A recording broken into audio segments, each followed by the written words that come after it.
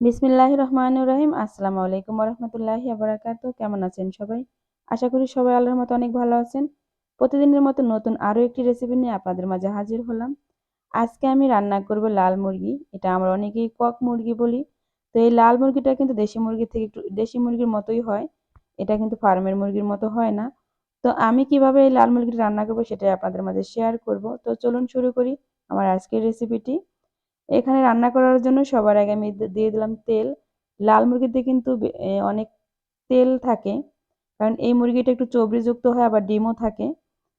তো এর সবার আগে আমি দিয়ে দিলাম কিছু শুকনো উপকরণ, দারচিনি, গরম মশলা, তেজপাতা, এলাচ এগুলো। এরপর একটু ভেজে নেওয়ার পর এখানে আমি দিয়ে দিলাম বেশ কিছু পেঁয়াজ কুচি। আমি এখানে ১ কাপের বেশি পরিমাণ পেঁয়াজ কুচি দিয়েছি। তো পেঁয়াজটা আপনারা আপনাদের পছন্দ মতো দিবেন, যে যতটুকু খাবেন। তো পেঁয়াজটা যখন একটু লাল হয়ে গেছে এ পর্যায়ে আমি এখানে দিয়ে দেব আদা বাটা, মরিচ বাটা, রসুন বাটা। আর একটা কথা, আমি কিন্তু আজকের এই মুরগির রান্নাটা বাটা মশলা দিয়ে করব। তো এখানে আমি আদা রসুন বাটার পাশাপাশি দিয়ে দিয়েছি ১ চামচ পরিমাণ বাদাম বাটা। তো এটা চাইলে আপনারা স্কিপ করতে পারেন, তবে দিলে কিন্তু দারুণ টেস্ট আসে। তো আমি এখানে সবকিছুই বাটা মশলা দিয়ে দিলাম।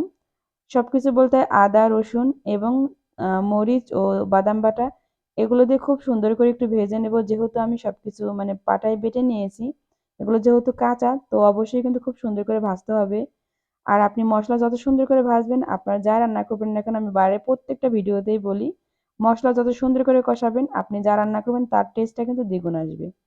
তো এরপর আমি যেই বাটিতে বাদাম বাটা রাখছিলাম সেই বাটিটা ধুয়ে তারপর আমি পানি দিয়ে দিলাম।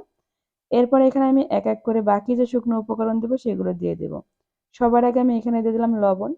আমি এখানে ১ চামচ দিয়েছি লবণ, পরে টেস্ট করে আবারও দিব, আর না লাগলে দিব না। তো অবশ্যই আপনারা বুঝে শুনে লবণ দিবেন, যে যতটুকু রান্না করবেন সেই অনুপাতে।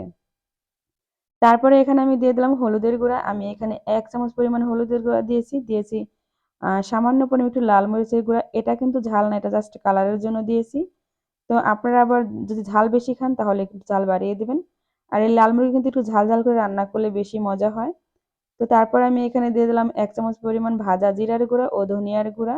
এরপরে দিয়ে দিলাম হাফ চামচ পরিমাণ গোলমরিচের গুঁড়া। এই গোলমরিচের গুঁড়াটা স্কিপ করতে পারেন, কারণ এটা অপশনাল, এটা না দিলেও সমস্যা নাই। তারপর খুব সুন্দর করে একটু নেড়েচেড়ে মিশিয়ে নেব। আর এই পর্যায়ে এখানে আমি দিয়ে দিলাম একটা টমেটো কুচি করে। আর তারপরে আমি এখানে চিকেন মসলা আছে, সেখান থেকে আমি ১ চামচ পরিমাণ চিকেন মসলা দেব।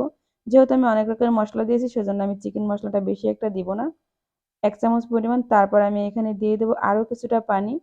তো পানি দিয়ে কিন্তু এই পর্যায়ে মশলাটা খুব সুন্দর করে কষাতে হবে, একদম যাতে তেল উঠে যায় সে পর্যন্ত আমি ঢাকনা দিয়ে ঢেকে রাখলাম। দেখুন মাশাআল্লাহ, কালারটাও সুন্দর আসছে এবং তেল ছেড়ে দিয়েছে।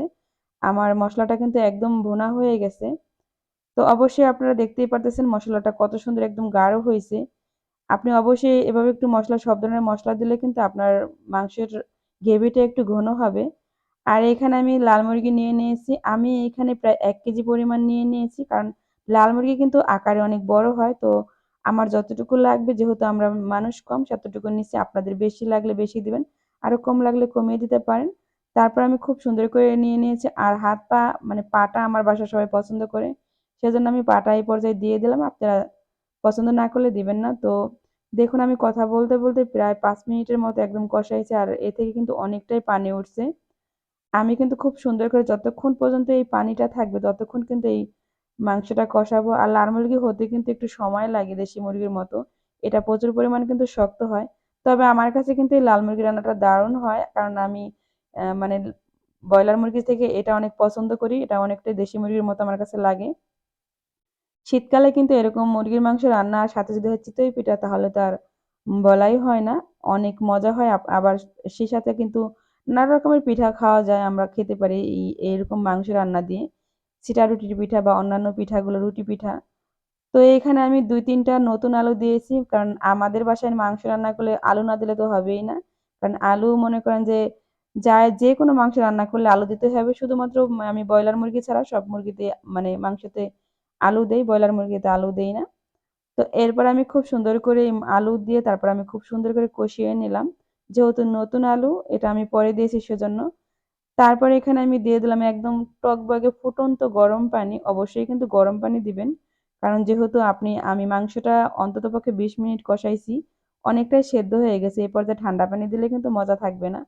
আর আমি বলছিলাম না যে এটা ডিম, মানে ডিমওয়ালা মুরগি। আমার এই মুরগির ভিতরে একটা আস্ত ডিম তো পেয়েছি, তারপর অনেকগুলো ডিম ছিল। কলিজা এবং ডিমটা কিন্তু আমি পরে দিয়েছি, আপনারা দেখলেন। কারণ একসাথে যদি আমি দিতাম তাহলে কিন্তু ডিমটা ভেঙে যেত। যখন আমার মাংসটা এরকম কষানো হয়ে গেছে, ঝোল দিছি, সে পর্যায়ে আমি দিয়ে দিছি। তো প্রায় আরো 15 থেকে 20 মিনিট রান্না করছি। এরপরে আমি চলে আসলাম আবারও। তারপর আমি দিয়ে দিলাম 4-5টা কাঁচামরিচ। আরও দিয়ে দিলাম এখানে 1 চামচ পরিমাণ হাতে তৈরি করা একটা গরম মশলা। এই গরম মশলাটা আমি হাতে তৈরি করি, এটা দিলে কিন্তু স্বাদ দ্বিগুণ বাড়ে। আমি নানা রকমের মশলা দিয়ে একটা মশলা তৈরি করে রাখি, যে কোনো মাংস রান্না করলে সেটাই দেই। এটা কিন্তু খেতে বাজারের যে গরম মশলা কিনি তার থেকে দ্বিগুণ টেস্ট আনে। তো কথা বলতে বলতে দেখুন আমার ফাইনালি একদম রান্নাটা রেডি হয়ে গেছে। কালারটা কিন্তু জাস্ট অনেক সুন্দর আসছিল। আর খেতে যে কি পরিমাণ টেস্ট হয়েছিল আপনাদের বলে বোঝাতে পারবো না। এরকম ভাবে যারা রান্না করে খেয়েছেন তারাই বুঝতে পারবেন যে কত পরিমাণ মজা হয়। তো বন্ধুরা, ভিডিওটা আর লম্বা করবো না, আজকের মতো এখানেই বিদায় নেব। অবশ্যই আমার চ্যানেলটাকে সাবস্ক্রাইব করে পাশে থাকা ছোট্ট বেল আইকনটি অন করে দেবেন। সবাই ভালো থাকবেন, সুস্থ থাকবেন। আসসালামু আলাইকুম রহমতুল্লাহ বরকাত। আল্লাহ হাফেজ।